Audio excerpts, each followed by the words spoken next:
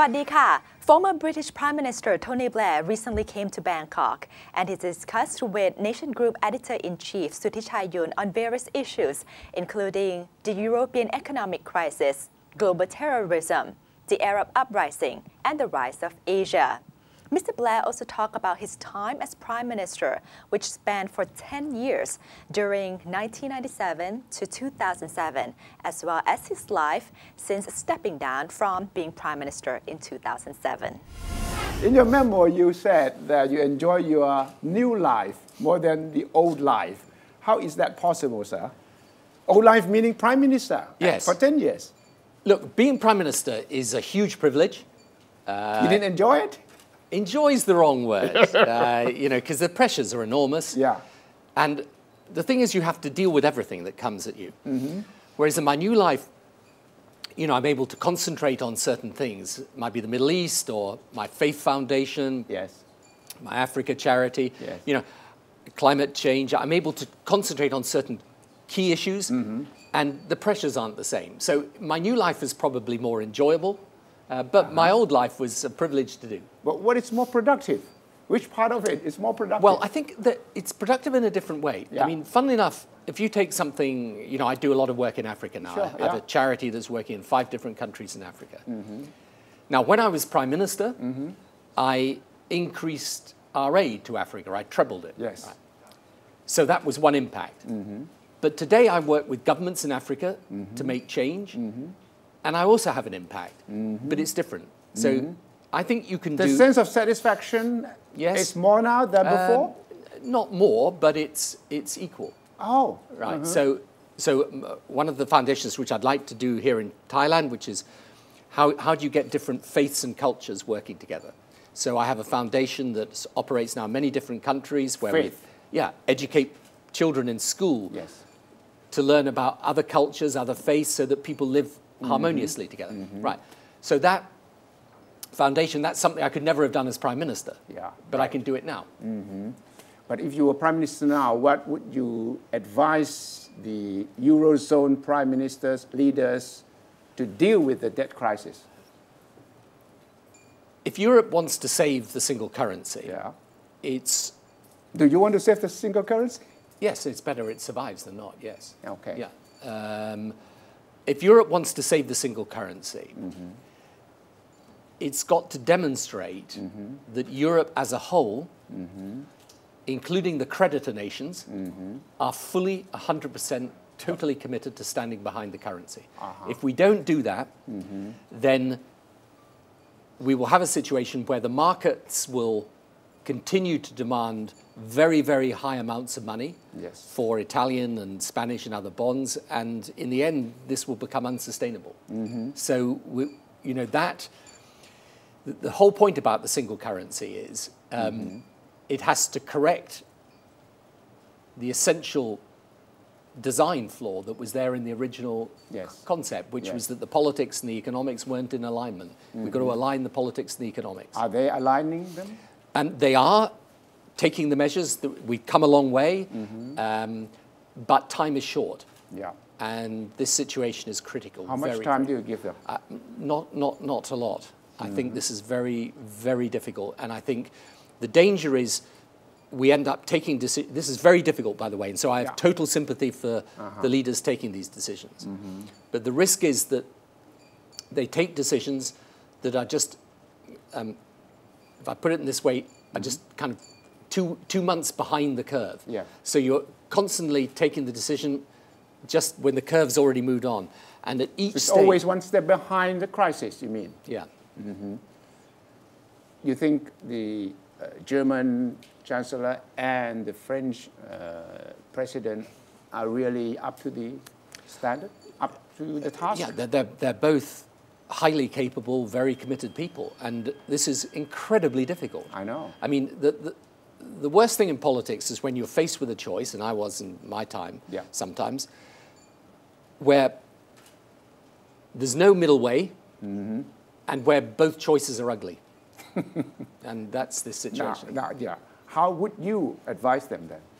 So I think the best thing, because the breakup of the single currency will be very severe, and bad for Germany, by the way, bad for even the creditor countries within the single currency. So my view is they should make a full commitment to the single currency. Is the bailout package at the moment sufficient? Not if people think there's a limit to how far you're prepared to go. And this is the problem. If people, look, if you're holding an Italian bond, Yeah. and you think that there is any prospect of that bond not being honored, you're going to demand a high premium.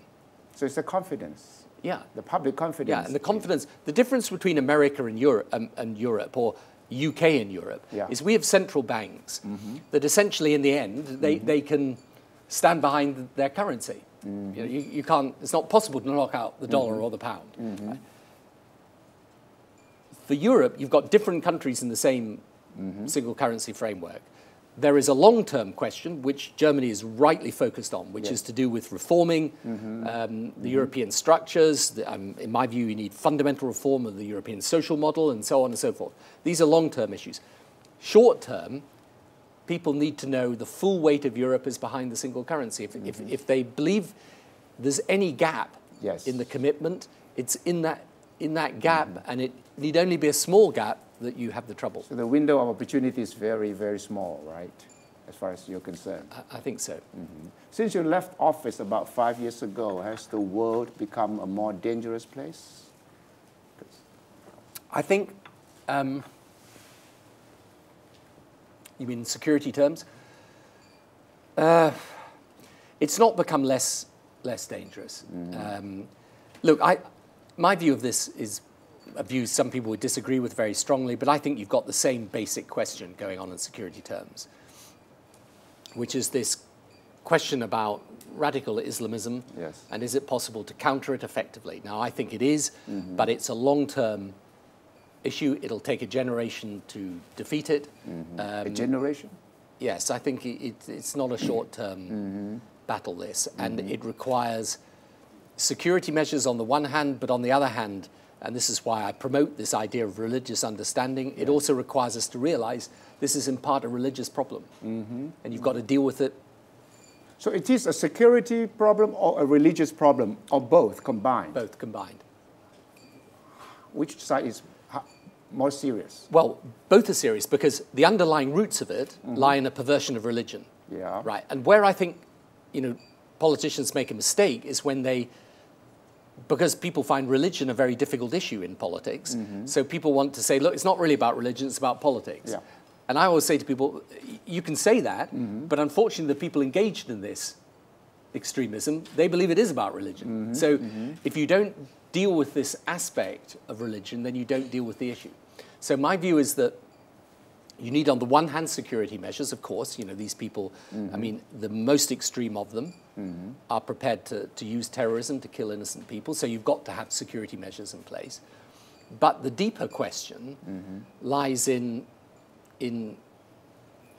a culture where people believe religion is very important, and people who don't share their religion are enemies. Yeah. We just had a warning from various embassies, including the British embassy here, about possible terrorist threat in Bangkok.